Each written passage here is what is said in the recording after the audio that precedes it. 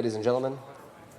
Thank you for joining in this night, which is the beginning, or perhaps the continuation of a very important conversation. Tonight is a night where we start talking about mental health awareness in our community, specifically during this month of mental health awareness. I'd like to thank, first of all, the organizations that are coming together to make this evening possible, to OHEL, and I'd like to recognize David Mandel's presence over here as representative of OHEL, to the Boca Raton Synagogue, BRS, the program Out of the Shadows, our shul, and of course the OU that facilitated all these different pieces coming together for this special evening. In lieu of that, I'd like to thank Rabbi Simon Taylor and Rabbi Phil Karish, who really worked tirelessly to pull all of us together to start talking about this very important subject. I'd like to thank the OIL leadership team who are here. The professional side, Dr. Norman Blumenthal, we'll hear from in a moment, Mrs. Tzivi Reiter, Dr. Carly Namdar, and Mrs. Tammy Kornfeld. And of course, to Rabbi Goldberg, the entire BRS staff, for ensuring that we have the precious few moments of time together this evening. And honored Rabbanim, communal leaders who are joining us, those who are here and those who are, of course, joining us virtually and will be revisiting the subject long after this evening has finished.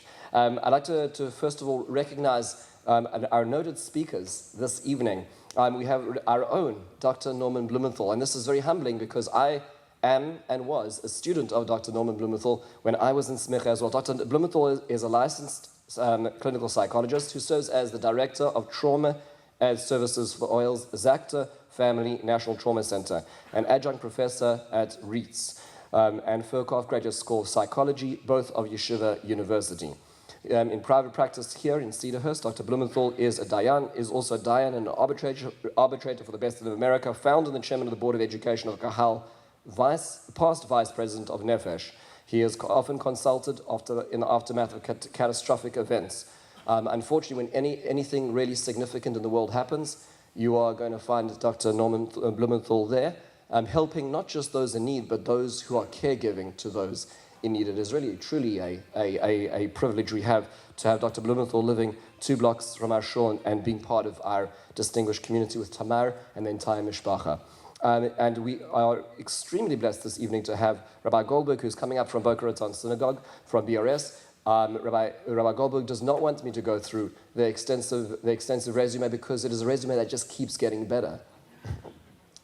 And if we were to talk about it today, we've forgotten what happened in the space of the last day. It really is. But I'll speak on a personal level. Rabbi Goldberg is a mentor and a leader for so many, personally for myself.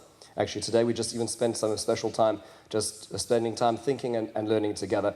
It is truly a privilege to have one of the greatest marbitzei Torah and common sense in our generation here this evening joining us. So, Rabbi, let us jump straight into our discussion. What we're going to do is we're going to be focusing in 3 tiers, folks, in this discussion. We're going to look at a few questions on mental health in general.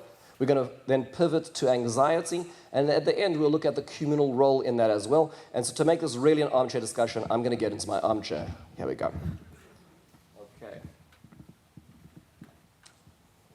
Okay, so first up, what we're going to do is we're going to try to do a little bit of alternating, and we are going to start off with a few basic questions on mental health. Dr. Blumenthal, just to start off a little bit, about our evening this night. We've seen so much progress. We've seen so much advances in the realm of mental health awareness over the last decades, over the last years. We've seen the delegitimization of therapy, people going there and not feeling bad about seeking the help they really truly need. How much progress have you seen in the last few years? How far have we come? How far do we have to go? Learn how to use a microphone. Got it. Okay. Thank you very much, Rabbi. First, when the shul I grew up in Forest Hills, the Rabbi Bar Show used to begin his sermon with, "Before I speak, I want to say something." So before I speak, I want to say something. I want to first of all tell you that we're going to be talking about anxiety. I'm learning right now about a new type of anxiety that I didn't know existed, and that is speaking in the presence of my Mara Asra, for whom I have such reverence and respect, and for a rabbi of Rabbi Goldberg's stature, who I've looked up to for many years, for his charisma and courage. So if you see me sweating a lot and shaking, and tomorrow in the middle has to run up with a Klonopin, you'll understand why this is so nerve-wracking. It's also, I think, a tribute. I mean, and I think, Rabbi, the answer to your question is in part right here. Look how many people on a Wednesday night are coming out to hear about mental health services. I think if this was when I entered the field, sometime around the Civil War, we would probably have had a mezuzah. So I think this speaks for itself. There's no doubt that there's been huge progress. I do think back to when I was in graduate school, and I felt very besieged because at that time in the frum community, since so much of what was considered the mainstream psychology was really somewhat heretical, some of the psychoanalysis, Freudian theories.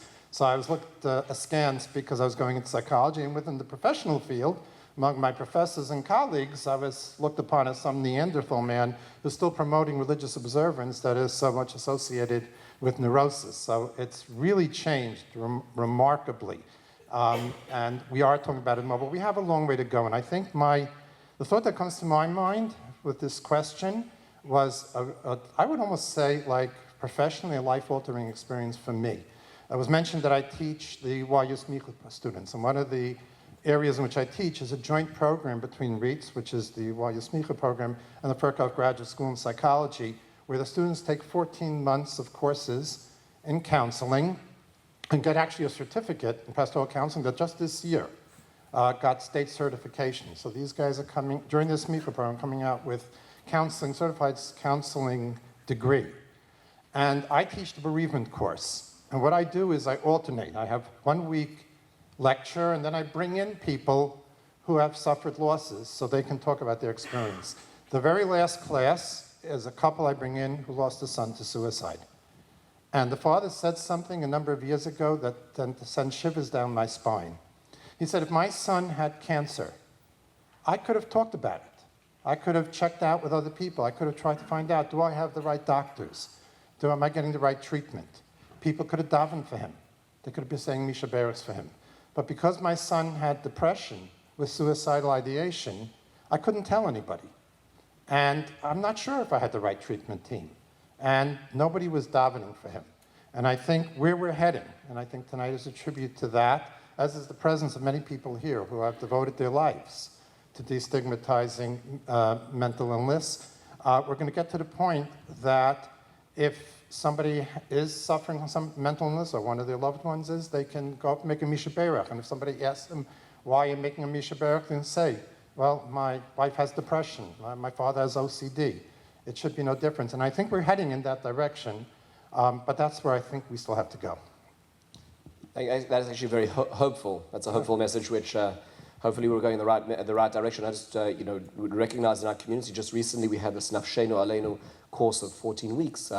Rabbi Septimus Stewart, who are here, just did this just recently, and it I think speaks to that as well. Let's just pivot, Rabbi Goldberg. I know that speaking from the perspective of a rabbi, one of the largest communities in America and in the world, over 1,000 families, and having just for those who've been following the program that Rabbi Goldberg leads, Out of the Shadows, and talking about this, how in the pews, like seeing it in real time, sort of on the ground, in the trenches, how have you seen the conversation and perhaps the fear of talking about the subject still that exists? First of all, thank you so much for this opportunity. It's an honor and a privilege to be here, and my dear Chaver, Rabbi Trump, and everything you're accomplishing in this beautiful shul. Thank you for hosting us. And Dr. Blumenthal, who is on my speed dial, and every other rabbi that I know, when we need support and guidance and help and direction and how to help others, Dr. Blumenthal is always available to us all hours of the day. And a big thank you to OHEL and to the OU and everyone for putting this together. And it's wonderful to see familiar faces and friends and to be together for this important subject. The fact that this panel is even happening, this conversation, without any hesitation or defensiveness or apology is evidence itself about the progress that we're making. That we need to speak about these issues. They're not going away. They're very real. And I would argue they affect every family. I don't think it's a negative about my community to say, and I think equally true for this community, every community. There's not a home, ain bias, that is not visiting a pharmacy to help and have intervention for a range of issues, from learning issues and ADD and ADHD, to anxiety, to OCD, to depression, to enormous other issues that in the world that we're living, it would almost be hard to believe that if among a family there isn't someone who's trying to navigate this crazy world, a world in which is coming out of a unprecedented pandemic, and with the proliferation of technology, with all the challenges and complications it's offered, and just trying to navigate the craziness of this world, we need all kinds of tools, and we need all kinds of help and support, and thank God it's available, and really kudos to everyone for being here, and to the shul and the organizations just for hosting this conversation. These challenges are not new. We may be talking about them like they're new, but they're not new. The Rambam already wrote about depression. He spoke about a spirit that overtakes a person, a darkness, a despondency. And the Rambam was familiar with it, because in one of his Igeris, in one of his letters after his brother died at sea, the Rambam describes he went into a depression for a year. Rabbeinu Yonah, 800 years ago, writes about the power of depression, how it's debilitating, and how, like a physical illness, it's real, and it needs to be confronted, and it needs support, and it needs healing, and it needs therapy.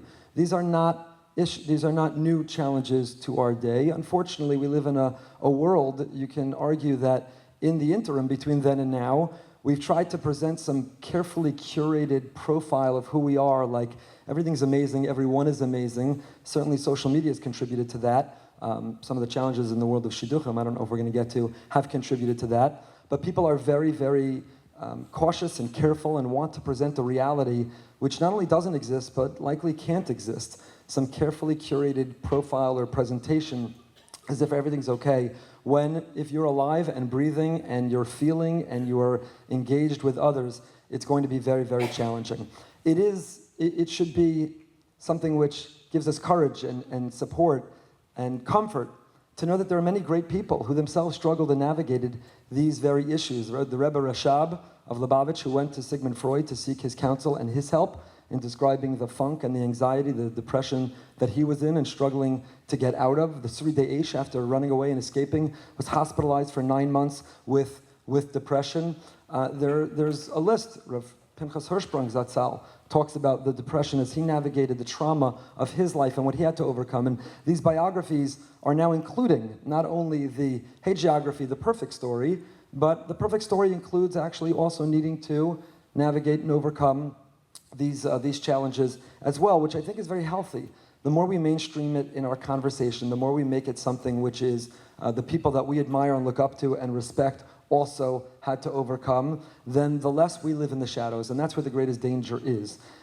Any rabbi who's ever had to officiate at a levaya of an overdose, of someone who took their own life, of somebody who struggled with these issues and wasn't able to win the war, even after they won many, many battles, knows that it's in the shadows, it's in the stigma, it's in the shame where this issue only metastasizes and grows and ferments. It's where it's felt the most, and it's where they go the deepest and the darkest place. So it's really wonderful that people are willing to now speak and to come out of the shadows, and the effort that we can collectively make to remove that stigma.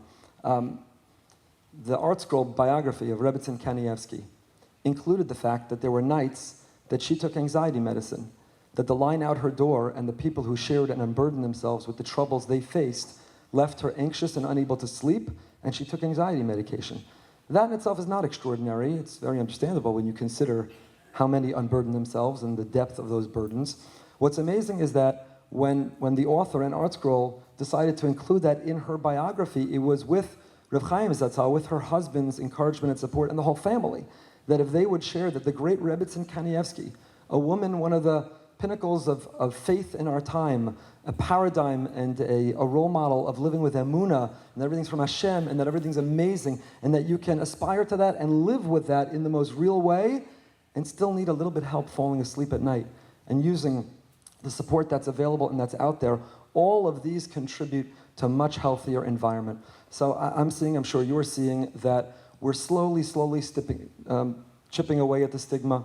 People are willing to share in casual conversation or at a Shabbos table about their therapist or something they learned in therapy, about the support they're getting, and no less of a stigma than if a person is trying to overcome a physical ailment, needs to go to rehab because they had a knee replacement surgery or they tore their Achilles, or somebody who's overcoming a particular physical diagnosis. Similarly, should be no stigma in trying to navigate and overcome, and the support, and we could talk more about where the community comes in and what we can do. So there's enormous growth that's happened. I think we have more work to do. I will just close by saying I do think we have to be careful, particularly with young people. I'm sure Dr. Blumenthal could speak to this much more authoritatively than I can, but sometimes among teenagers we can even glorify. The pendulum can swing so far in the other direction that everyone's talking and oversharing about their therapist and their therapy, and you become a no one and a nothing if you're not in crisis, you're not on medication, and you don't have a team of therapists. So I think that there's a healthy balance between removing the stigma and normalizing, but also not sort of glorifying or celebrating in a way that makes someone who does not have a diagnosis and doesn't need the interventions feel like the outlier and there's something wrong with them. And as this pendulum is coming back, hopefully we'll end up in the middle where it belongs. Well, that really is quite eye-opening. That really is quite eye-opening. Well, let's sort of take it from a Touchless perspective. So somebody knows they or a family member or a dear friend they're looking out for needs help. And what happens is that so many times so a person will look for that help and start that process. And unfortunately, to get that, it becomes a nightmare of navigation to find a therapist who is who's covered by insurance, or even those who are covered by insurance and the limits that a person has, and it becomes exorbitant even to get the help necessary. So Dr. Blumenthal, just from your perspective, for the people out there trying to navigate this territory, which becomes exceedingly difficult and depressing just navigating, how does one manage to navigate that? It sort of reminds me of the parody on Chazal that al shlosha dvarim al hamomed, al hamammon v'al hakesef v'al hagelt. So yeah, it's money's an important issue, and it's raised a lot. I recall I was in Chicago a number of years ago, and we were talking about destigmatizing mental illness, and I was focusing very much on getting people to go for help when they need the help. And the principal of a school with 1,500 students came to me afterwards and said, I have no problem getting people to go for help. They can't afford it. What do we do? And it's a real issue. So I have a few answers to that, and I'll try to encapsulate it. First of all, if you can, I'm telling you it's money well spent. Anyone who's had physical ailments and physical pain and also have had emotional pain will attest to the fact that the emotional pain is much more debilitating and much more, in a way, painful, because it's themselves. It's not just their arm or their leg. And I've had people tell me that they've made money on therapy because they're functioning better, they're doing better in their business, they're doing better in their work, and at the end of the day, it was actually profitable. But it's a reality that it is expensive, and I sometimes say to my patients, I could never afford myself. But you know, it is expensive. So I think there are a few options. First of all, there are gemachs, and here in New York, I mean, thank Mikamcha Yisrael, there are gemachs that actually specialize in mental health services. The only drawback is usually they offer a circumscribed amount of money, you know, a certain amount of sessions. So that poses a problem for the practitioner, because after that, if they need to continue, they're not going to drop the patient in the middle of treatment, and then they find themselves sometimes seeing somebody at a very low cost. We all, not we all, I think many of us do Meiser in the field. We do Meiser as Manim. We not only allocate 10% of our income, but 10% of our time, and mental health professionals do that as well. There is the clinic option. And in fact, OHL has the Beach 9th Clinic right here. There's Jewish family services all over the country, excellent practitioners.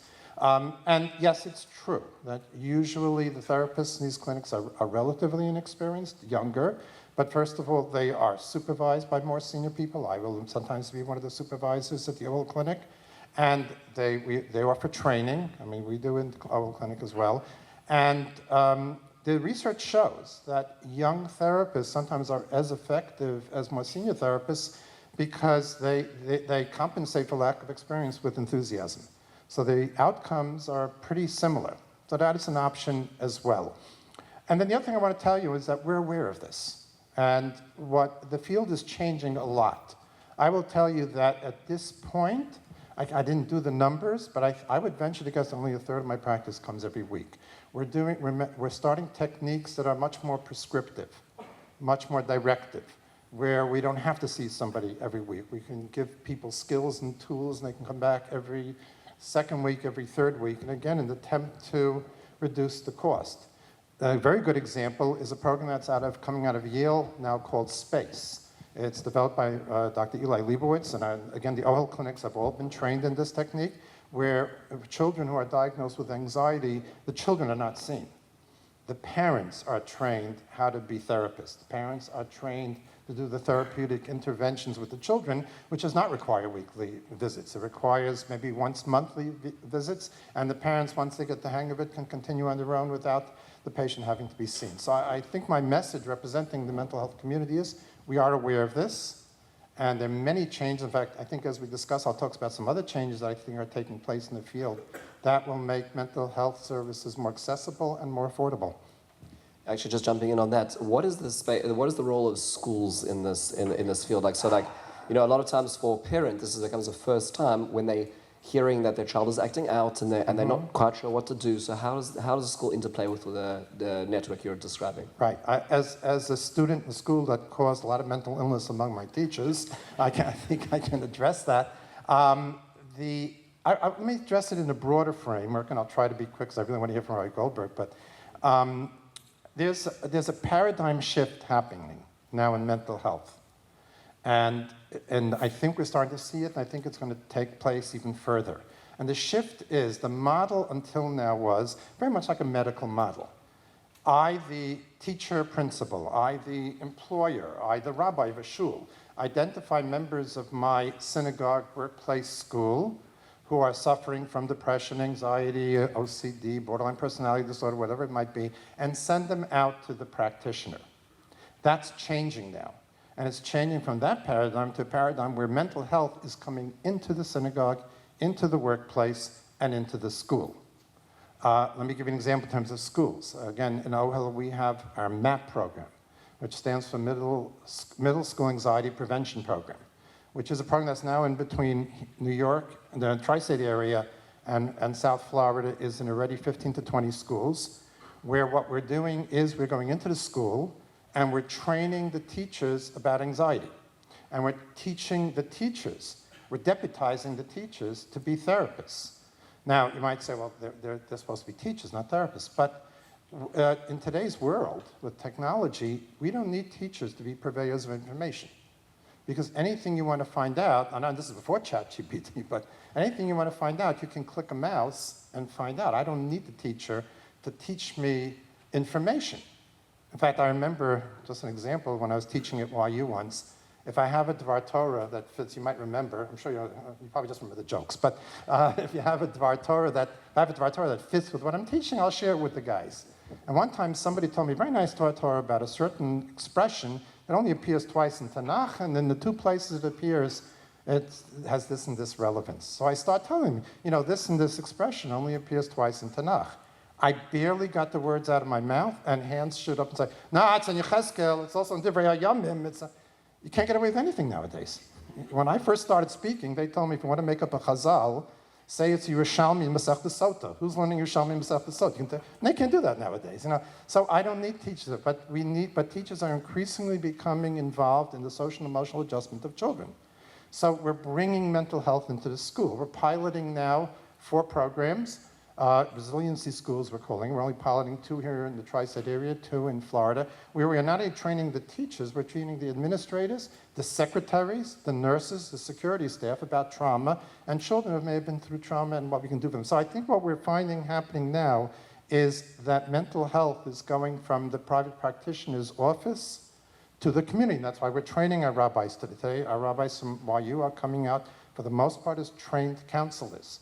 Some of you may be familiar with what the Torah did, which is to rent out space in their school to a mental health clinic so that the students can just go down the hall and get their services, and the mother of 6 kids doesn't have to start driving him or her to a practitioner on the outside. And I assure you 10 schools next year will be doing the same thing again. So that's the shift. So when you ask me what schools can do, I think that's where it's going. I think our teachers now and in the future are going to be very involved in mental health.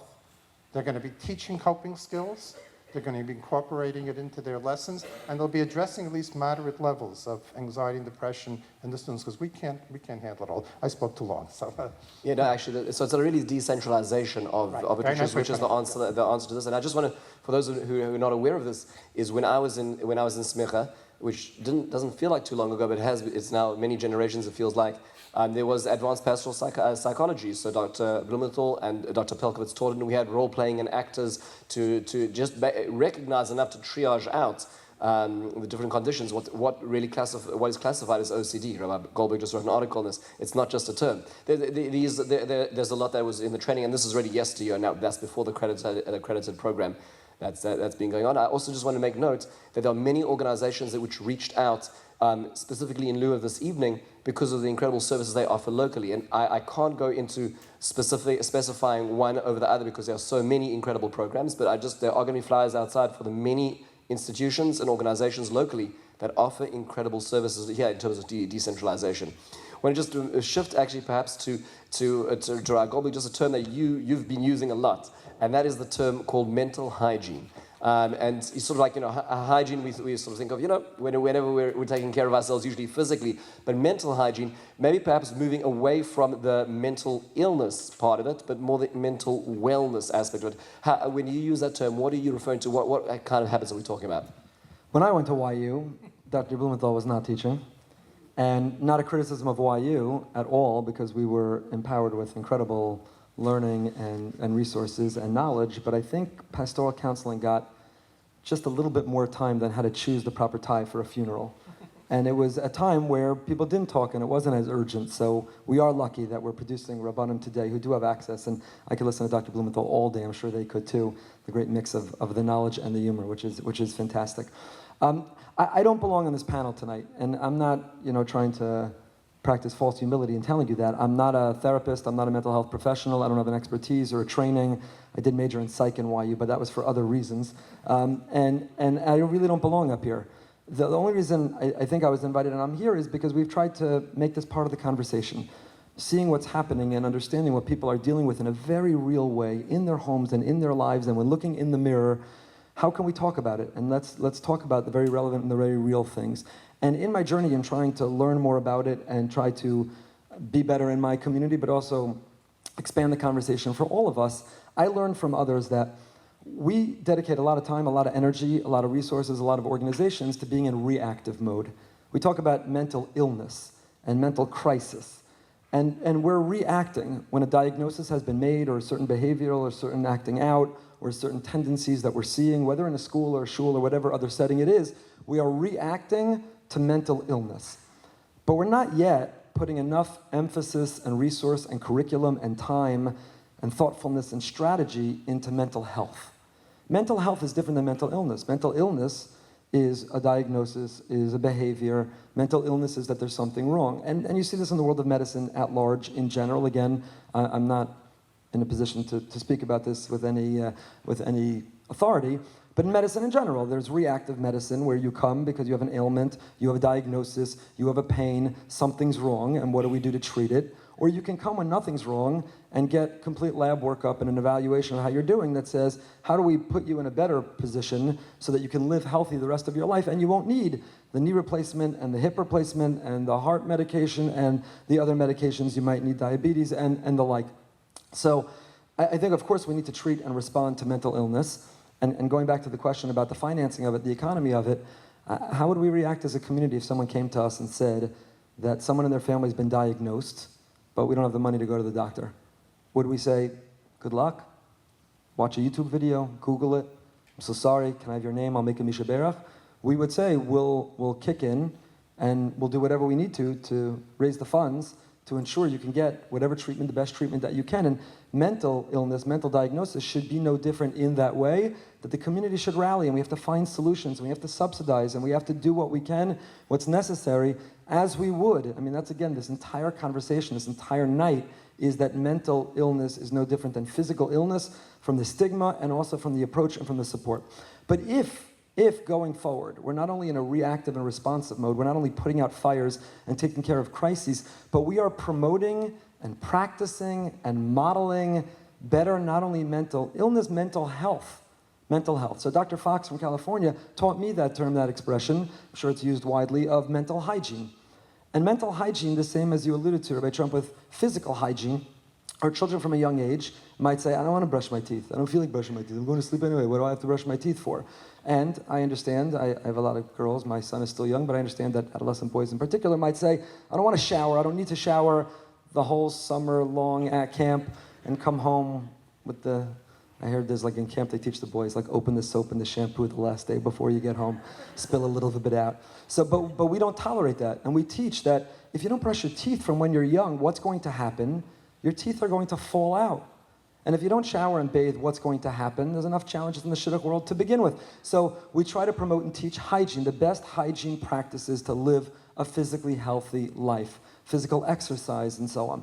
So in the mental space as well, there are mental hygiene practices that we can promote, teach, and again, do we? Shuls have all kinds of incredible scholars in residence, adult education-based medrash programs, learning opportunities. They're phenomenal, they're fantastic. We try to increase them and promote them and recruit to them, and they're wonderful. But we also need to, through the community, educate about how to practice mental hygiene. What does that look like? How do we navigate this world as we talk about technology, the proliferation of technology, the addictive quality of technology? What is technology doing to compromise and corrupt our ability to communicate, our inability to be comfortable in our own skin, our need to curate the most perfect image of our life, our ability to be by ourselves and alone? A nightmare for me is a Friday night that I have to walk to a Shalom Zachar and none of my children agree to walk with me. And I have to confront the reality that I'm going to be by myself. And I can't put an AirPod in, there's nothing to listen to. I just have to be by myself. And I'm not ashamed to admit that that's still uncomfortable for me. That you could have a 10 or 15 or 20-minute walk, and the prospect of 20 minutes by yourself, and there's research studies, again, Dr. Blumenthal could talk about people in a room and they'd rather get an electric shock than be by themselves. It's more painful to be alone and by yourself than to administer an electric shock to yourself, all of the research. So how do we teach that hygiene? How do we promote from a young age that capacity to be by ourselves? That ability to just sit and think, which these are not new ideas, these are ancient in our timeless Torah. Hisbonenus, hisbodedus. These are not new neo-Hasidic, newfangled ideas. They go back as far as Yiddishkeit itself. The Zion Roan, the 7 shepherds, the leadership of Judaism was dependent on people who had the ability to be outside in the field by themselves. They weren't scrolling, and they weren't watching, and they weren't Googling, and they weren't listening. That prerequisite to their ascending to the leadership of the 7 shepherds, the leaders of the Jewish people, was to learn and then to demonstrate the capacity to be alone, to be in thought, to be able to strategize, to be comfortable, to be mindful instead of mindless. We're such creatures of habit. We're on autopilot. We're living these mindless lives where momentum is carrying us. So what are we doing? What are the hygiene practices to introduce in a very real and practical way around our dinner table that should be technology-free and without cell phones? And what are the practices and exercise about how to communicate? And what do we do about learning to be comfortable in our own skin? And how do we celebrate people who just think? If you walked into a Starbucks and you saw somebody who was sitting sipping a coffee and they weren't meeting someone on the other side of the table, there was no laptop in front of them, and there was no AirPod in their ear. They were just sitting, and they were thinking. You might call Dr. Blumenthal, the OL crisis hotline. You might call Hatzalah. You'd say something terribly is wrong here. This person is a maniac, is psychotic. They're just sitting here, and they're just being. They're just existing. They're just thinking. They're just breathing. And again, now is not the time, but we know all these sources. The word for soul in Hebrew is neshama, and the word for breath is neshima, because we restore our soul when we breathe. It's how we got our soul to begin with. And we are losing our soul.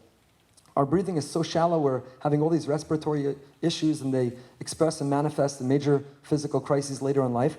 And they're saying it's because we're looking down all the time. We're scrolling, we're texting, are we ever just breathing? So hygiene, and again, I'm not an expert and I don't belong up here. I'm just trying to advance the conversation and so grateful for this opportunity to do it. But physical exercise and mental exercise and hygiene, communication, contemplativeness, mindfulness, how do we reintroduce these hygiene practices so that our mental teeth aren't going to fall out the older that we get? I don't know enough, but I'm grateful that there are experts who can help us develop the vocabulary and the skill set and the exercise set and the curriculum in our schools and in our shuls and across the community, and then rely on and hope that people will disconnect long enough from technology and everything else, the rat race of life, to connect and reconnect, because I think this also answers the other question, and again, I'm going on too long. It's a theme of tonight, but the admission, not that you're actually going on too long, but the admission is the theme of the night. But I think that part of the way also to deal with the expense, for some prohibitive expense of these issues is the more mental hygiene we practice and the more our mental health improves, the less mental illness we'll need to respond to in crisis mode, and therefore the less money we're going to spend. A very similar model to physical medicine and the hope that costs will come down. If people live healthier lives, we can create that in the mental space too. That's incredible. Yeah, it kind of reminds me of the sign my dentist used to have on his desk, which is, you don't need to floss all your teeth, just the ones you want to keep. And it's sort of that ounce of prevention really says a lot more than that pound of intervention. What we're going to do now is we're going to shift a little bit into a focus on specifically anxiety. So anxiety is really something which we just seem to be seeing more of. And the question is that true, first of all, Dr. Blumenthal? And number two is, if it is, what's triggering it that we have so much now? Can we look at those things and say, well, what of those causes might be helpful for us to say, well, hang on, let's look at that. Let's examine those aspects and fix up the hygiene on them, perhaps. Beautiful. Thank you. Thank you very much. And it's a beautiful concept. In fact, I was listening to Rabbi Goldberg. I was reminded of the famous Chelm story where they build a bridge, but they forgot to put a banister on the bridge. So people were falling off. So the Chachmei Chelm got together and said what to do about that, and they decided to bring out boats to catch the people as they fall off the bridge. In essence, that's what we've been doing, and Rabbi Goldberg, you're very eloquently suggesting that we put up banisters, and I think that's very important. Yes, there was a dramatic increase in anxiety, even before COVID, although since COVID, a little more so. And in fact, I think the estimate's now that 1 out of 3 Americans at some point in their life are going to suffer from anxiety, and the other 2/3 are in denial. But in fact, probably the most dramatic example, I think, is some of the research by Tweng, who studied the MMPI. MMPI is a very robust psychological test that has been around for a very long time, since I think the 20s or 30s. So we have data going back to 20s and 30s. And this data is pre-COVID. And they found among children that there are higher levels of anxiety today than there were during the Great Depression, during World War II, during the tumultuous times of the Vietnam War. Our children are more anxious today. And of course, it poses the question, our children, in many respects, are more safe and secure today. And why are we seeing so much anxiety? And I think there are many reasons, and I'd like to focus maybe just on one. And that's what I'd like to refer to, and I think that's important as part of this conversation, and Rabbi Goldberg sort of steered us in that direction, which is what I refer to sometimes as the technology revolution. Those of us may remember from our history books that we learned about the Industrial Revolution. If I recall correctly, and again, I can't get away with anything nowadays, so I hope I'm right, but in the late 18th, early 19th century, there was steam energy, there were factories, mass producing, people were moving from the country to the cities, there was international trade, and it really changed the world. I think someday when the history books are going to be written, they're going to talk about the era we're living in now during the technology revolution. It's going to make the Industrial Revolution look like a footnote. Technology is changing everything, every relationship. Our educators, physicians, medicine, everything is really changing. And we, of course, don't have time to go into all of this, but I want to focus on one aspect in which technology is changing our children in particular. And I'm going to give you an example, a little facetiously. We spent the last 2 Pesachs in Virginia Beach. We rented a nice-sized house so we could have everybody together in Virginia Beach. Last year, we had a crisis. We went through a crisis. I'm going to have to bare my soul and share this crisis. But on the first day of Chol HaMoed, brace yourselves, ready? We ran out of cookie sheets. And we had a slew of grandchildren addicted to Tamar's chocolate chip cookies who had already devoured them all the first day, and we needed to make more chocolate chip cookies. So being the good husband I am, where everybody else went off to the amusement park, I went to all the supermarkets, I went to Target, I went to Costco, I went to Walmart. There was not a cookie sheet to be gotten in Virginia Beach. So now I'm calculating, if I drive 7 hours home to Gourmet Glatt, I can grab a few cookie sheets and race back. I could be back maybe in time that by 2 o'clock in the morning we could have cookies. And then I'm frantic, and I suddenly realized, wait a minute, I'm Amazon Prime. I got on the computer, and the next morning, 40 cookie sheets were sitting on my front porch. Now that's, I think, symbolic of the world we live in today. We are used to, because of technology, everything coming to us. We don't have to exert ourselves. Everything comes to us. So, for example, there's a school that has shut down, and that's called the School of Hard Knocks. Our children are not learning how to handle matters by confronting adversity. They expect everything to come to them. Now, I'm not a hand-wringer, and I don't believe in the good old days. I actually believe in the outlook of the great philosopher and theologian, Wayne Gretzky. You know who Wayne Gretzky is, Rabbi? He plays soccer, right? Yeah, right. I figured. Soccer and rugby. We got to, we thought in YU maybe, okay. Wayne Gretzky used to say, I skate to where the puck is going, not to where it's been. This is the world we live in today. And this speaks to what I said earlier about the shift, about bringing mental health into the community, and what Rabbi Goldberg spoke about in terms of mental health hygiene. Today, we give our children the coping mechanisms. They don't learn them by just confronting it and developing it. We have to give it to them. And I think the reason why we're seeing so much more anxiety is because, not because life is harder, but because we don't have the same skills. And our children in particular don't have the skills because they're expecting everything to be tailored to them. Now we can't, again, turn the clock back.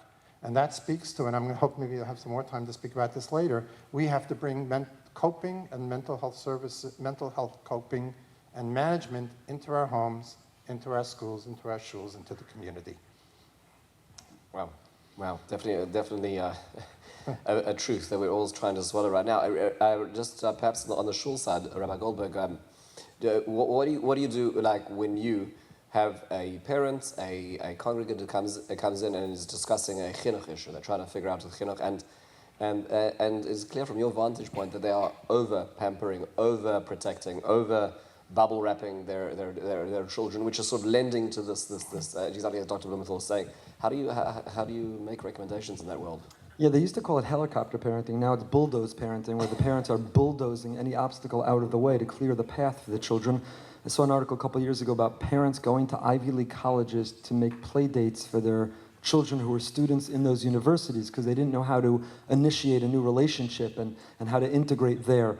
So it's an enormous phenomenon. It's a huge challenge. My wife loves to say that when we were much younger, parent-teacher conference night, the children would hide and cry.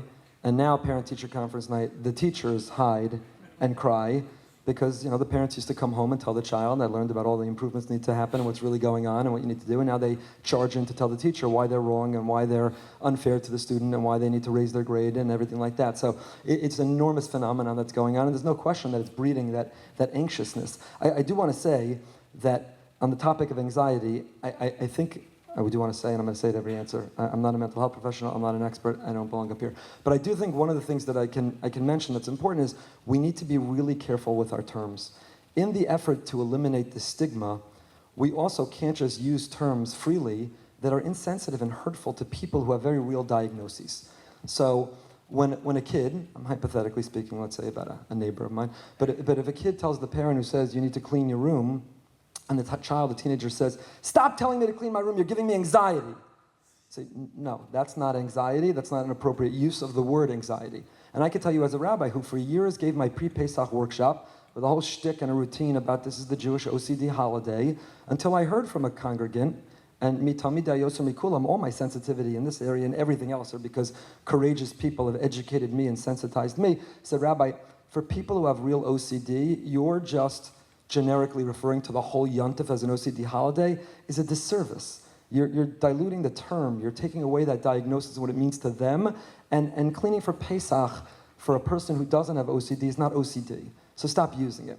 And one of the things that we can do, even as we eliminate a stigma, but is also practice greater sensitivity. Words matter. And using them accurately matters. And using them sensitively matters. And if a person does not indeed have that diagnosis, then we can or should be careful with them. So back to the bubble wrapping of the children and the bulldozing the pathway forward for children. There was this past winter, I'm sure in New York too, in Florida we had this, there was a out of the ordinary level of flu and RSV virus and colds, and really peculiar how many people and how widely it spread and how contagious it was.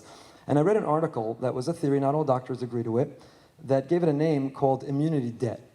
That basically after 2 years of wearing masks and standing 6 feet apart and being super and uber careful from each other, where there was almost no flu and colds and virus being spread, we actually unintentionally damaged or depleted our immune system so that when we took off the mask and we were exposed now to a virus or to a bacteria, it spread rampantly with a contagion and was all over. Because we had built up, all with the best intention and understandably by trying to avoid corona, I stumble even still saying the word, yeah, exactly. So in that effort, unintentionally though, we built an immunity debt. And when I read that article, it made me think, are we doing that with our children when it comes to every form of hardship or challenge? You remember the book, The Blessing of a Skim Knee? Every time a child, don't catch them when they fall. Let them catch them. You don't want to see them get hurt. But sometimes it's good. It's good to build up a little immunity in this world. Don't create spaces that are so safe nobody ever hears anything that makes them at all uncomfortable. Because in that real world of marriage and relationships and having an employer and life in general, someone's going to say something that's going to hurt your feelings. And either you'll learn to build up an immunity and have coping mechanism, coping skills for it, or it will devastate you and debilitate you, and it'll be over. You won't be able to get up. So I think there's an enormous need to, again, shuls, community are a place to talk about these topics, these issues, to address them from the Torah sources and to see that our timeless Torah had the wisdom and the recipe and the blueprint and the instruction manual for how to deal with them. But one of the core Jewish values is achrayus, is taking responsibility, is taking ownership. And that's exactly what we're taking away from our children. We're raising a generation that are impotent, that don't have that ability to take achrayus, to show leadership, to take ownership, to take responsibility, to have accountability, and to address, it's okay to fail forward, instead of when you're eliminated in the first round of the playoffs, even though you had the best record in the league, giving a press conference saying that, it's a big picture and life is fun and sports and some years you make it and some you don't. And his life, that particular player, I never got so much feedback in an article as my article on this particular topic, when the Bucks were eliminated from the playoffs. I know they don't follow sports here. Everyone just blink looks. Just Giants, yeah. That's right. But his life is not a failure. This particular player's life, in fact, is an extraordinary story of success. But we're so allergic to ever saying, I failed, I stumbled, I came up short, but what can I learn from it? How can I fail forward? How can I take ownership and responsibility? How can I be accountable for my mistake, own it, improve on it, bounce back, and be better ever in it? So no matter the level of affluence or prosperity, to actually encourage our children, and more than encourage, to create a standard that they have to also earn. That there's certain things we'll provide that are necessities as parents, but there are luxuries, and it's a very complicated definition today of what's a luxury and what's a necessity. But if you want a luxury, then you're going to have to earn it. Then you're going to have to work for it. Then you're going to have to learn that the hard way. I'll tell you a story without his permission, but I actually give him enormous credit for who I am today from it. But when I decided I was old enough to start dating, I wanted to get married, and I chose who I would go out with next. I didn't delegate that to my mommy to review a whole list of resumes and tell me where to show up, what to wear, what to do on the date, what to say, knowing she wouldn't be there the morning after the wedding to continue to do that. I think all of these things are contributing so negatively, right? And then here's the credit card, pay for your first couple years of marriage, and then and all of these things are raising people. And who could feel like a man? These are the basic building blocks of feeling like a man, that you earn, that you own, that you take responsibility, that you fix, that you solve. Anyway, so I started dating, and second or third date, I was coming right around the corner here. My wife grew up around the corner here, corner of Wildacre and Lawrence Avenue, and I was at YU, and I went to start the car, which was a hand-me-down from my grandfather, a clunker, and the car wouldn't start. There were no cell phones then, and I went back, and I called my father. I grew up in Teaneck, New Jersey, right over the bridge, and I said, Dad, it's an emergency. It's the second or third date. I'm running late. I got to get there. I need you. Could you drive across the bridge and get me the car, come with Mom, bring me one of the cars? And my father, who loves me very much, and is an extraordinary father. He said to me, Ephraim, if you're old enough to date and you're old enough to get married, you're old enough to figure this out. And he hung up the phone. Now that sounds, that was it. Right, today, that's reportable. Today, you'd be a mandator. In fact, some of you right now are going to walk out and still call, statute of limitation hasn't passed, you can get my father still. That was an act of abuse. Today, a child would grow up and write a book or appear on a talk show and talk about the abuse of the father who hung up the phone and didn't rescue by driving over with the car. But I look back at my life and I say, that was one of the greatest gifts my parents ever gave me. I didn't feel it in that moment, I could promise you. In fact, in anger, I think I smacked the steering wheel and the car started, and I drove out here, is what happened. But when I look back, and it was moments like that, or the fact that I had to work for my spending money for my 2 years in yeshiva in Israel, because my parents got me there and were proud and happy to, but if I wanted to enjoy a bottle of expensive mineral water on the street, then I was going to have to pay for that myself. If I wanted a drink that wasn't tap water, if I picked up a shawarma, I had to pay for that myself. And I don't feel like I had a abusive childhood. I feel like I had a childhood that prepared me for life. And how do we bring that back? How do we make the parent who's teaching their child to take ownership and responsibility and achrayus, boys and girls, how to earn and save and have budgets and understand the difference between a necessity and a luxury? How do we bring that language back and make that parent not the outlier in a kid's class where every other parent loves them? How come you can't love me? How do we make that the norm again? To be able to raise future generations of leaders who take ownership and responsibility and accountability and understand that life is not going to be handed to you on a silver platter. You're going to fall and skim your knee. You're going to start the car and it's not going to start.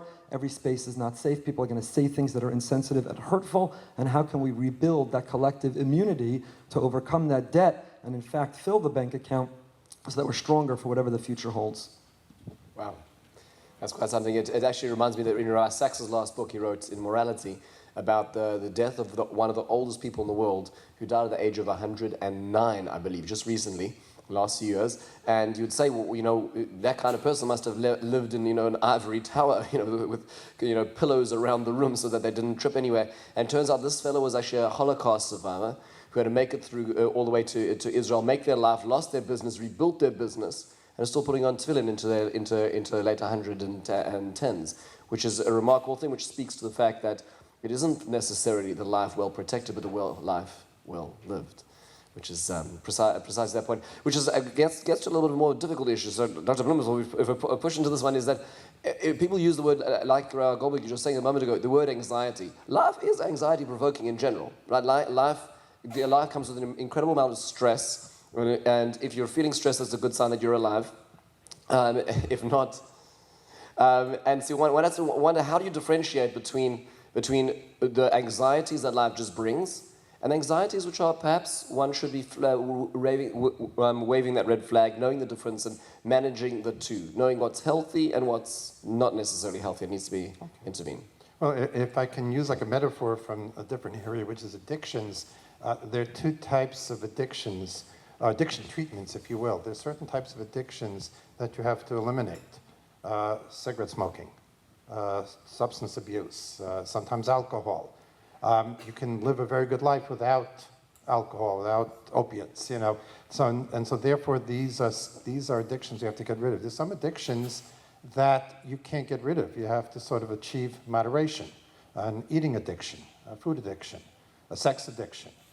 Shopping addiction. These are actual addictions, and you can't eliminate them. You have to learn how to get them within moderation. And the same thing is true with anxiety. There's no such thing as living without anxiety. The research, for example, on test anxiety demonstrates that the ideal place to do well in a test is to have a modicum of anxiety. Because if a child, let's say, has too much anxiety, then they're too stressed to do well on the test. If they have too little anxiety, they're not motivated.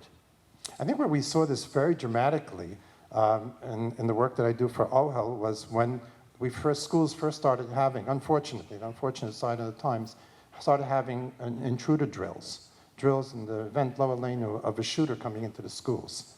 And they asked us as the trauma team of OHEL to come along, not to teach what the children should do in terms of safety, that the security company did, but to make sure that we're teaching the children and not traumatizing them.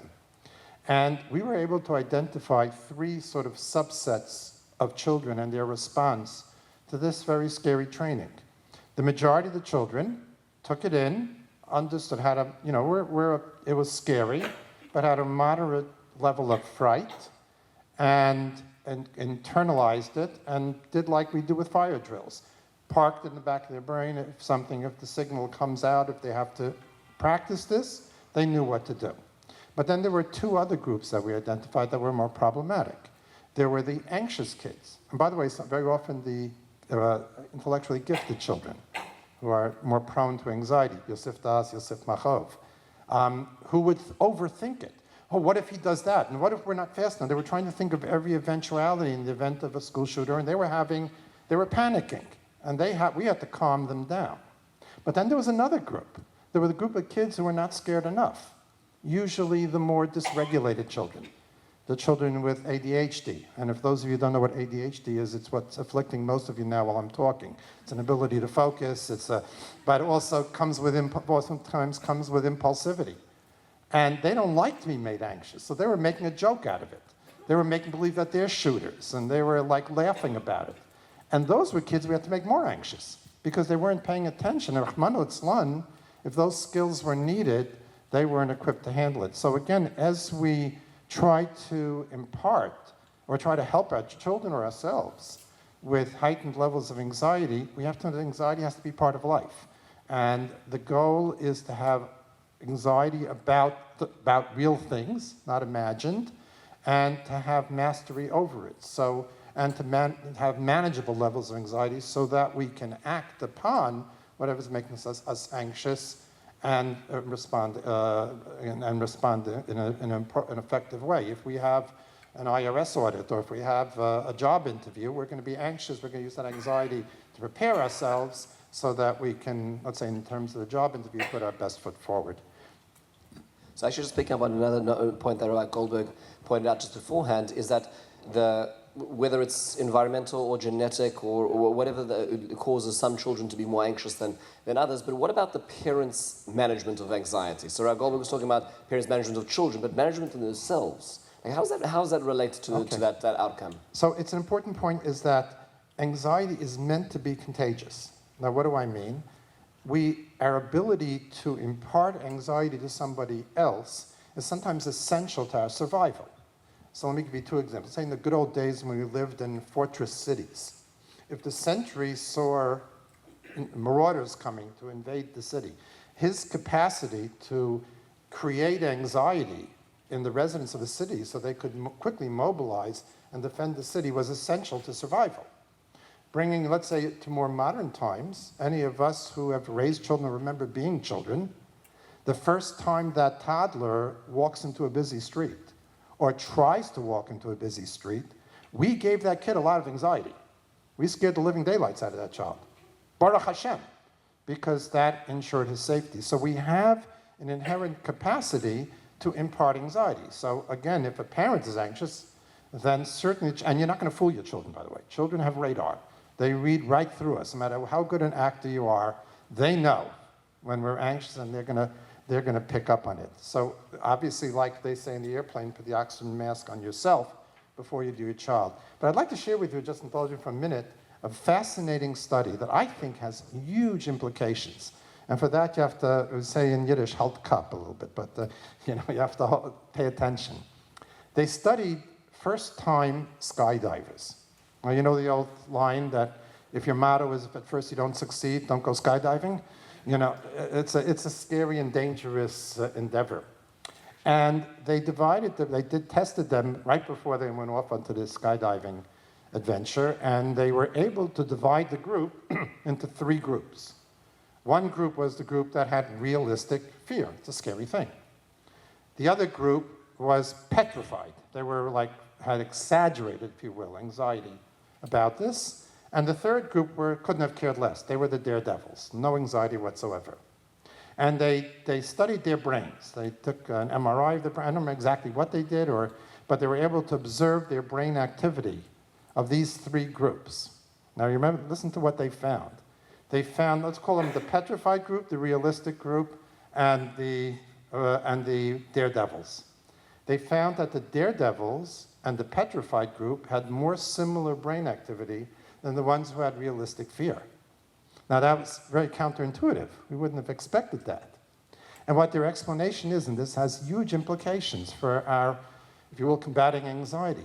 Their theory is that the problem with those people who have too much anxiety or too little anxiety is their capacity to accurately read levels of danger.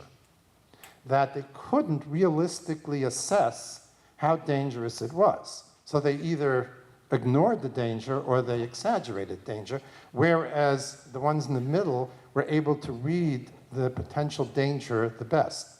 Now this has, I think, tremendous implications for us as providers, but also for parents. Part of our job, if we're going to help our children, is to help them learn how to assess what's really dangerous and what's not dangerous. You know, the boogie monster that comes in the nightmare is not really dangerous. But the potential, albeit rare, thank God, of an intruder in the school is dangerous. And to help them have a realistic sense of what's dangerous and what's not dangerous. Thank you. Thank you for sharing. I guess for this this one of you, this comes up again and again. And Rabbi Goldberg, you talked about this beforehand. Is Pesach coming? It's OCD season and so on.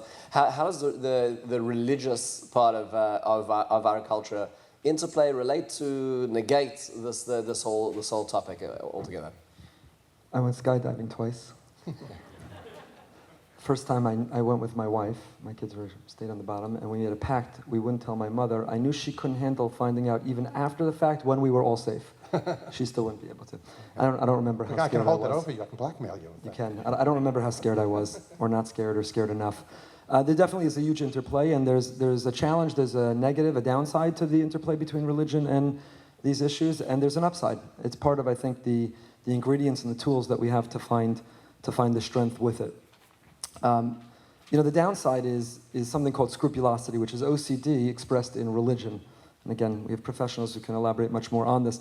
I would encourage you, and I'm not promoting myself because I'm the least on it, but the podcast that we started called Out of the Shadows, and there are heroes in this room who appeared on it, and we're grateful they shared their story. Every episode had an expert. Dr. Blumenthal's been on it, and we tackled a topic where there are one or two people who live with it and are sharing the real experience. And the goal is to eliminate the stigma, both to listen and say, I relate to that, I identify with that. They're giving me a voice, they're giving me expression, or now maybe I better understand someone in my life better and what they live with. And we've done an episode on trauma, anxiety, OCD, an introductory episode as well. So the OCD episode, we also talked about this issue of scrupulosity. And scrupulosity is really a danger. I think back to my yeshiva days, and I can identify the people who I'm not in a position to diagnose them, but I'm absolutely positive had it. So, and the challenge of scrupulosity, which is when you express OCD in a religious context, not only is nobody concerned, not only do you not have the support, not only do you not go for a diagnosis, you're actually celebrated and you're honored for the expression of that OCD in that form. Meaning, the person whose Shmona Esrei is 3 times as long as anyone else in the room gets a pat on the back and what kavana and how righteous and how incredible, but really they keep just convincing themselves they're not getting the words right, and they keep repeating it and they're saying it over and over and over again. The person who is incredibly vigilant and scrupulous in areas of kashrus or taras hamishpacha might be celebrated for their righteousness and virtue and nobility, when the truth is it's a real mental health diagnosis expressing itself in that way. I'm sure you can share as well, but I know in our community there are people, and what's fascinating about it is it doesn't happen across the board. So there's one person who has OCD, and it expresses itself in the area of kashrus, and she'll ask kashrus questions over and over and over again. And with her therapist, I actually worked out a strategy where she'll write it to me on an email so I can answer it in the email. She can print it, and whenever she feels that urge, that compulsive thought, she can read the response to the email to try to resolve the compulsive thought that's coming. There's others who in Taras Mishpach or other areas, and it doesn't necessarily express itself in every area of halacha.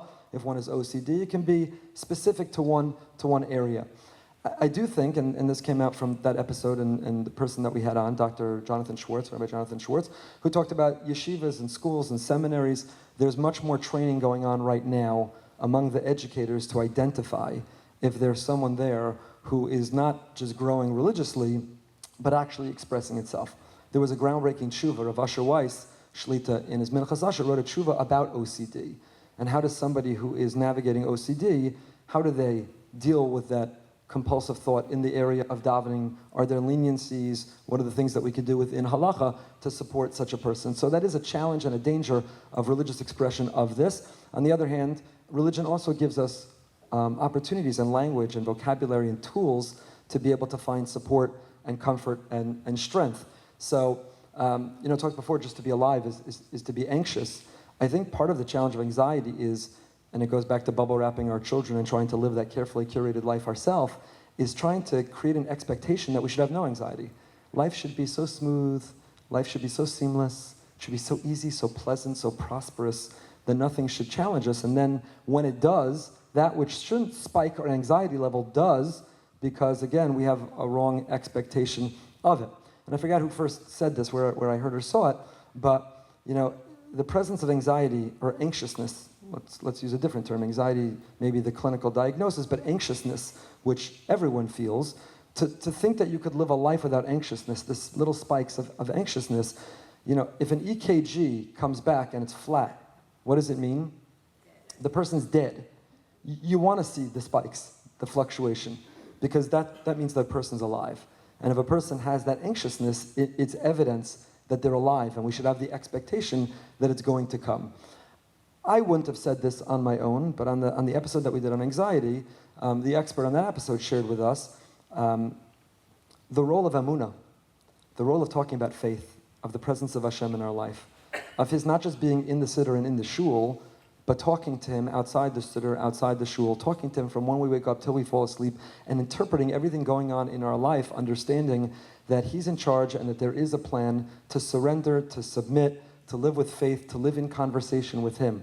As I said when we began, Rebbetzin Kanievsky was a paradigm of Emunah, and yet she still had times where she needed to have medical intervention and help to help her overcome anxious feelings that she had. So it's not the only solution, and a person shouldn't abandon their prescription or stop going to therapy because we'll just start listening to Living with Emunah and subscribe to every Emunah newsletter and join every Emunah WhatsApp group. And if only I say, Mirz Hashem, Baruch Hashem, Machaste Hashem, please God, thank God, 10 more times a day, then everything will be okay. It is not the only solution, but it's part of the solution.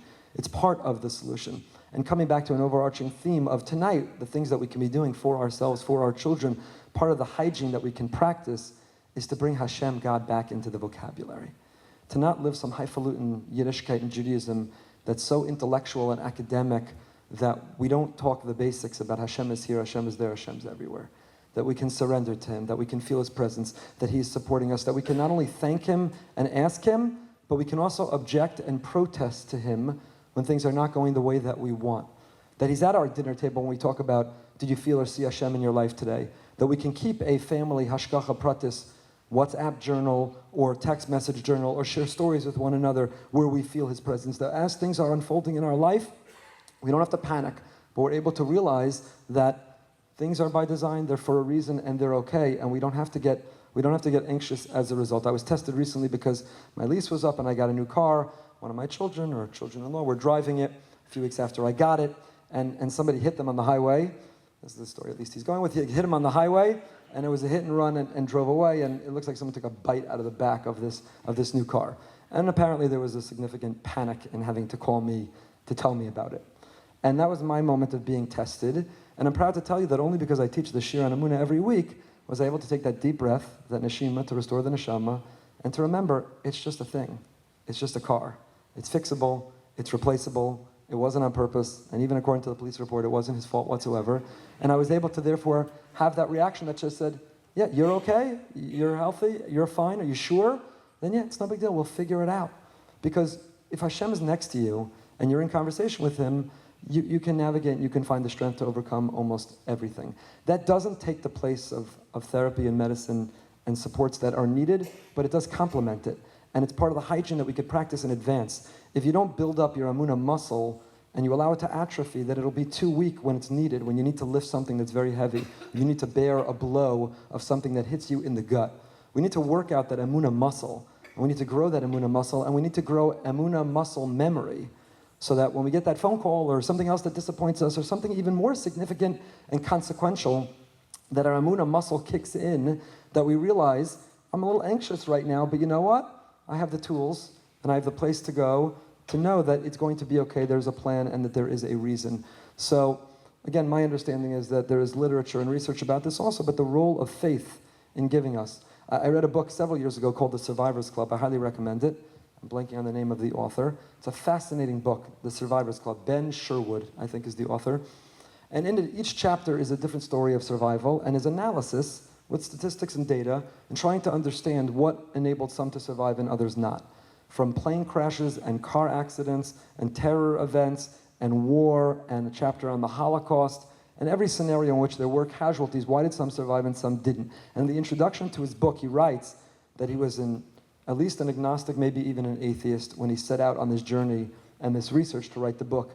And the postscript of the book, he writes that he has to rethink his philosophy of life, because a common denominator that emerged from all the chapters and all the people is that one of the skill sets to survive, the resiliency to survive, is faith. Is faith. When you believe there is someone and something, there's something much bigger than me. And therefore it restored at least his willingness to entertain the role of faith. So one of the hygiene practices is to not be ashamed or embarrassed or think it makes us look to this way or to that way, or it's not me to talk about Hashem.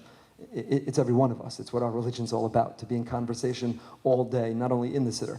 Part of the challenge why we struggle to daven, and that's an enormous challenge and worthy of a whole other night and panel, the challenge of davening is if you never talk to God outside the siddur, you're going to struggle to talk to him in the siddur. If you don't talk to Hashem outside shul, it's going to be awfully hard to talk to him when you're in shul. But you could be in conversation all day long from, you don't have carpool here, you have busing. But carpool, let everything go smoothly, let me get to my destination, thank you for that. Thank you, the technology worked out well for the panel and everything was smooth. To be in conversation the entire day, to be talking about Hashem is one of the tools that mental health professionals, I understand, also encourage.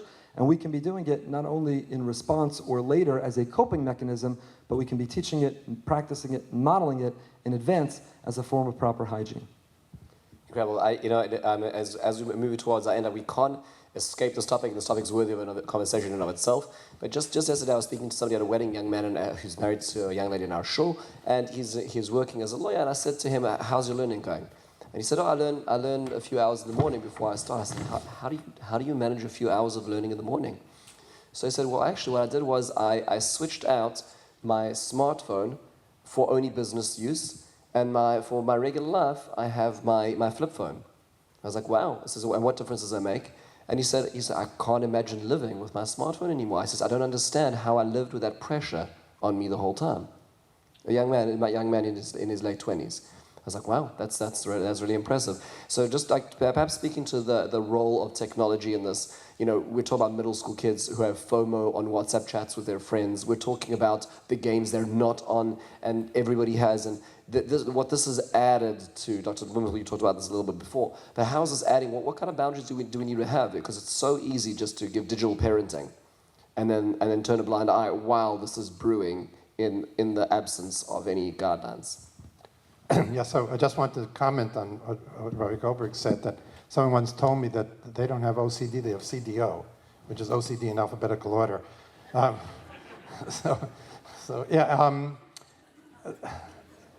So actually, we could ask, we talk about helicopter parents, bulldozer parents, why do we have them today? I mean, our parents in yesteryear didn't care about us, and part of that, again, is because of the technology. We have the wherewithal to monitor people 24/7. We have a GPS, we can know where they are, we have nannygrams, we can see what's going on in the home. I mean, when I was a kid, my parents sent me to sleepaway camp. They used to save the 1 or 2 letters I wrote because they can't believe that I could read them. And when they came home, they were grateful I came home with all my limbs. But now, people, they send faxes and they send emails. So we have the technology to be hovering over our children, and that's why we're capable of doing this. I take slight difference to what I think was something Rabbi Goldberg said in the spirit of, maybe make this a little interesting. But although I don't consider myself You're right, I defer to you, so whatever it is. No, I don't think anywhere near as eloquent or insightful.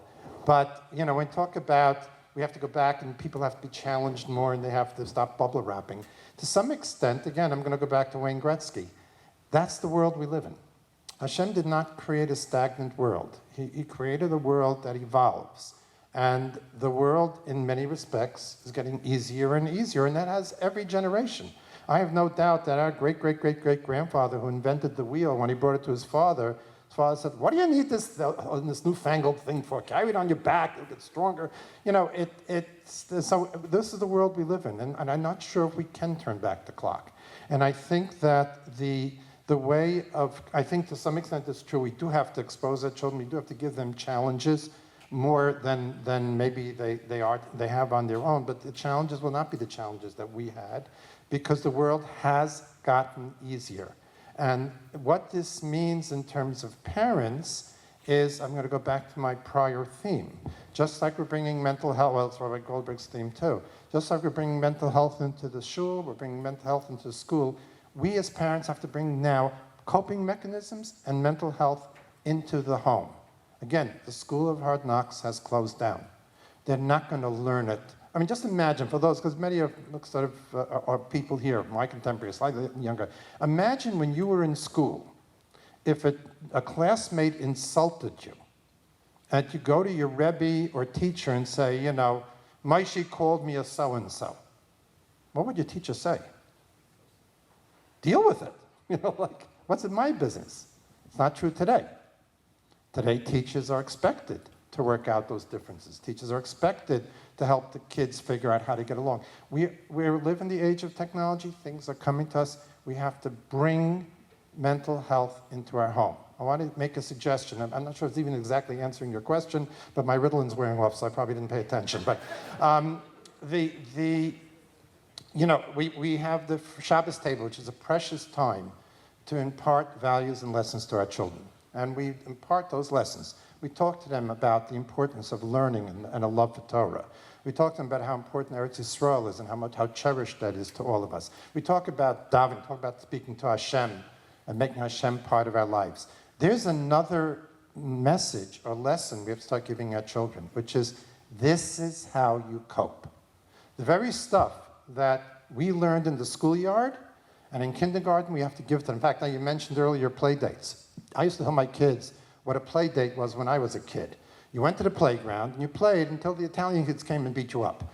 That was the end of your play date. You limped home. If you had a big brother, you came back. I only had sisters, so I had nothing I could do.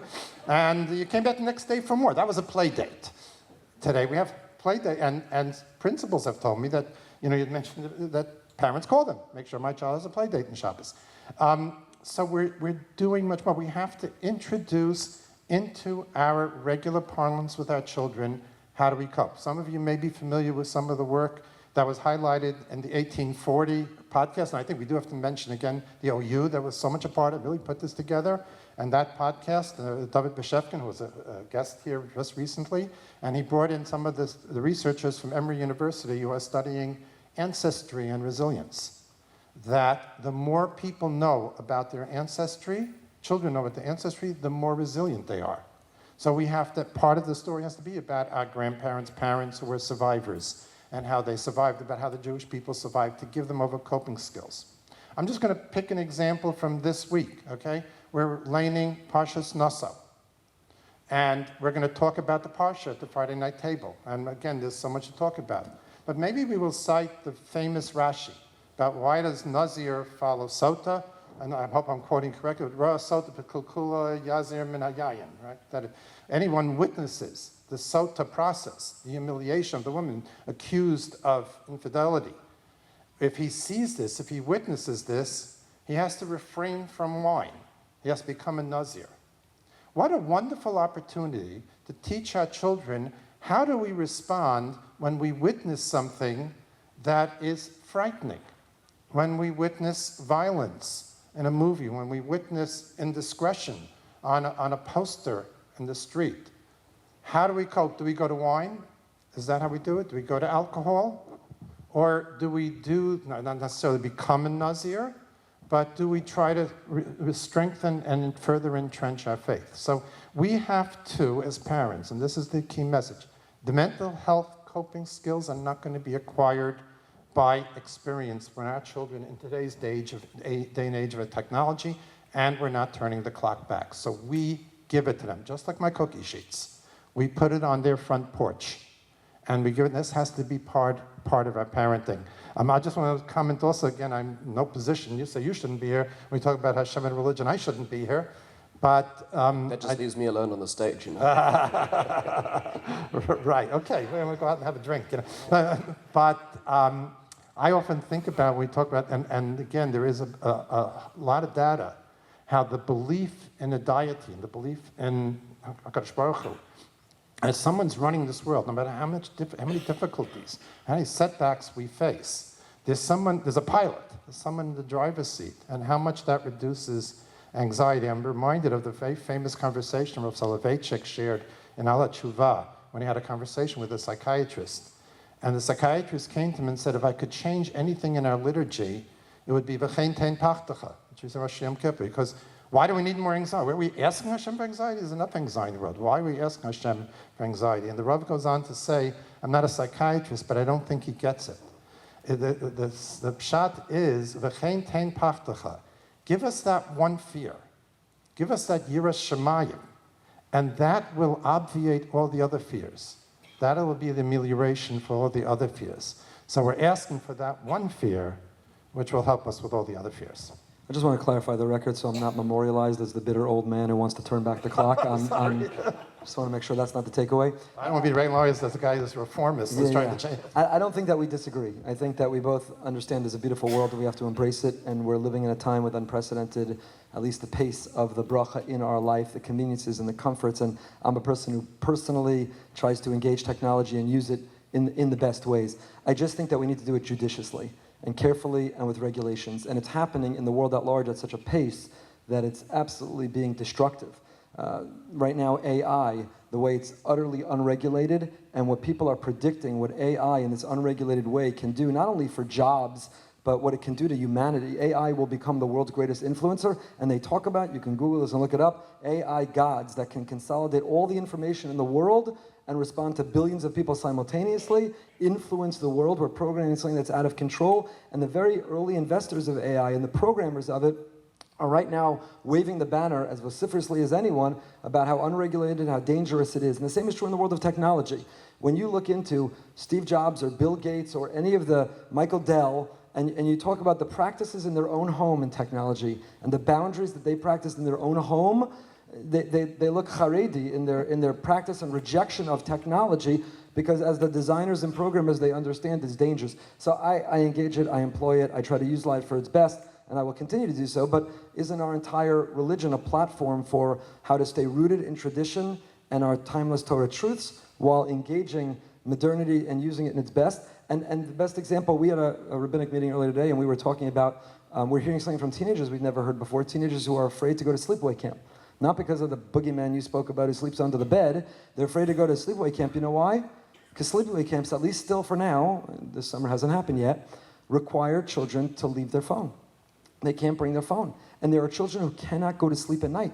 They have anxiety over trying to go to sleep without their phone.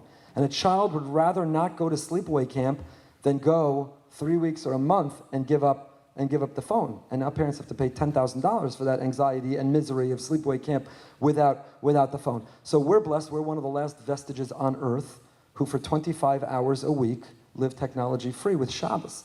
And sociologists are going to study us, and it's not going to be long, because where else can you point? Maybe some tribe somewhere in Africa who are a people who can, on their own, choose to turn it off for 25 hours. And we're not giving up on that because technology is here. So what are the other areas that we can also regulate and be judicious and thoughtful and not just allow the momentum and the world at large to carry us? So true. It's in everything we've seen that we jump forward just because, and then we regulate back after the destructions happened. The Industrial Revolution, all advances, and this is absolutely, we're at that moment still. We've not yet started dialing back yet. The hour grows later, so what we're going to do is we're going to just close with two questions, one each. One is going to be on the topic of shidduchim, and then the topic of community. So just Dr. Blumenthal, on the topic of shidduchim, this is a sensitive topic, but just when a person is dating, has somebody in the family who is dating, and they become aware of a mental health issue with their partner, their reaction, what is the appropriate reaction in this case? So very often when I get asked this question, I say that I didn't take enough psychopathology to understand shidduchim. By the way, also I have an antidote to artificial intelligence. I want to have genuine stupidity. But they say it's been around for a while, so it's not a new discovery. But at any rate, let me tell you how I've portrayed it on times, and I've spoken about this. And I'm going to sort of pose it as a question. I'm going to ask the parents here who have children who are dating. Let's say a son who's dating. Who do you want raising your grandchildren? Do you want someone who had this absolutely picture-perfect life? grew up with a ton of money, had all the clothing she needs, any luxury, went to the best camps, got into the best seminaries, BJJ, MMY, IDT, all the top seminaries, came home, married the second guy she dated, and at the wedding between her in-laws and her parents got the down payment for a beautiful new house in the Five Towns. Or someone who had some difficulties, someone who had some challenges, maybe had a period of depression, maybe eating disorders, maybe CDO, some had some sort of challenge, heroically faced it, and triumphed over it. Who's better equipped to raise your grandchildren? Do we know what life is going to dish out? And I think it speaks again to the bubble wrap. And I think that if, I'm going to go so far as to say that if you're looking for a shidduch, and you hear that this is a woman, a young woman, or a family that dealt with hardships, or whatever the hardships may be, and there may be mental health hardships, and didn't hide, didn't sweep under the carpet, dealt with it in an effective way, that's who you want raising your grandchildren. Rabbi Goldberg, pivoting to you in a different realm, this is completely in the community realm. You've been involved with this as a rabbi. You've been involved with this now in this podcast and in this show talking about out of the shadows. What should communities like ours be doing more? What can we do? What's the next steps that you would envision in this, we'll call it spreading of mental hygiene, spreading of support for those in need? I think summarizing many of the points that we made tonight, that we discussed tonight, I think we should be sensitive with our language, be careful how we use our terms and not use them inappropriately. I think that we should be working to eliminate the stigma and not push people to hide in shadows, but rather invite them to be able to live freely and to share, and not in a way that, again, that we celebrate or destigmatize in such a danger that it becomes, we popularize or celebrate. And we also alluded to, and I think it's important to share, and there are organizations wonderful in this community and elsewhere that talk about communities rally when there's physical illness or physical crisis, right? So you hear of a diagnosis in the family, they're going through a hard time, and I know my wife as a Rebbitzin will get inundated with people who say, put me on the list, put me on the WhatsApp group, I want to make meals, I want to drive carpool, I want to come by, I want to drop off food, I want to get involved. And if you hear about somebody who's having a mental health crisis, which could include being hospitalized, or it could just include being so debilitated they can't function with their routine, you don't see that same rallying. Let me drive carpool, let me drop off dinner. How are they going to make Yontif? We can step in, we can get involved, what can we do? Here are some community funds to make sure that the support and the therapy and the treatment is available to them. And I think that part of removing the stigma is actually coming together to create a parallel network and system that a chesed committee leaps into action as quickly and as effectively on these areas as it does for every other. And that the word is out there, that people know that.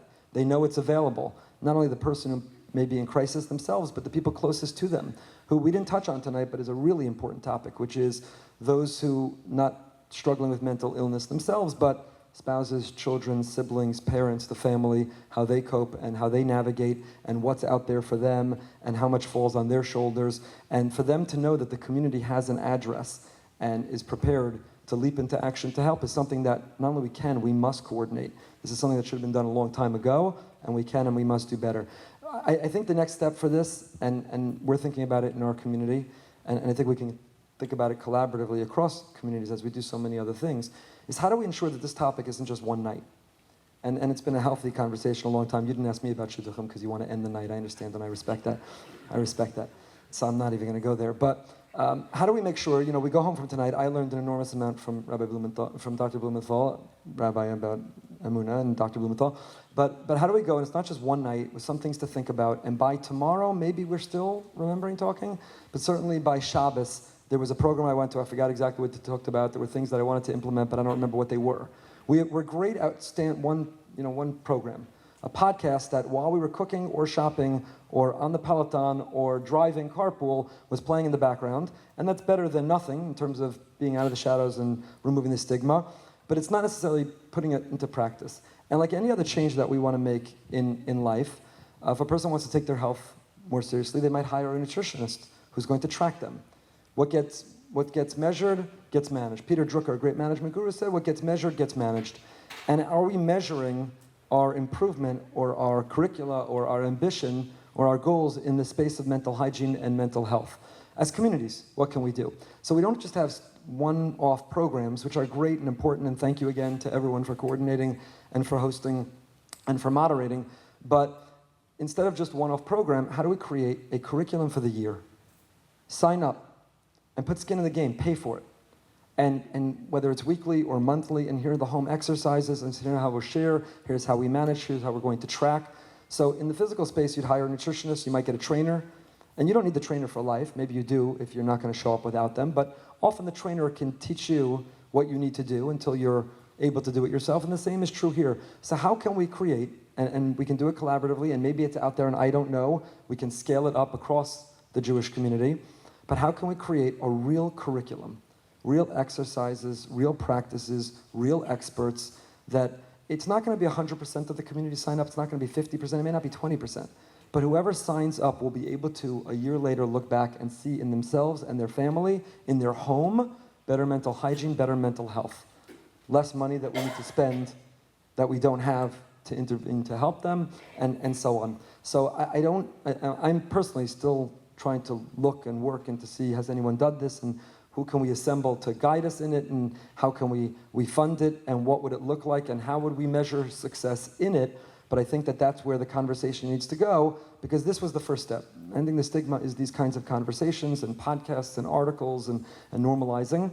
But the next step for real change, measurable change, meaningful change, and lasting change is a real plan, a real curriculum, real goals, and things that we can measure afterwards. And I know that just like so many other challenges that we as a community have succeeded, I know that if we take this seriously and we make it a priority and we put our resources and our experts on it, we'll be able to see some real progress in it. Really incredible. You know, folks, I don't know about speaking for everybody in the room, but I walk out of this actually feeling, rather than depressed, I feel actually full of hope. I feel full of hope that every one of these topics, which I'm sure people resonated with some of the micro topics more than others, there's a lot to think about. And those thoughts, there is a path forward, there's a path upwards. I want to take a moment to thank the incredible organizations that put this together, to Dr. Blumenthal, to Rabbi Goldberg. Thank you for an incredible evening, and thank you, ladies and gentlemen, for being here.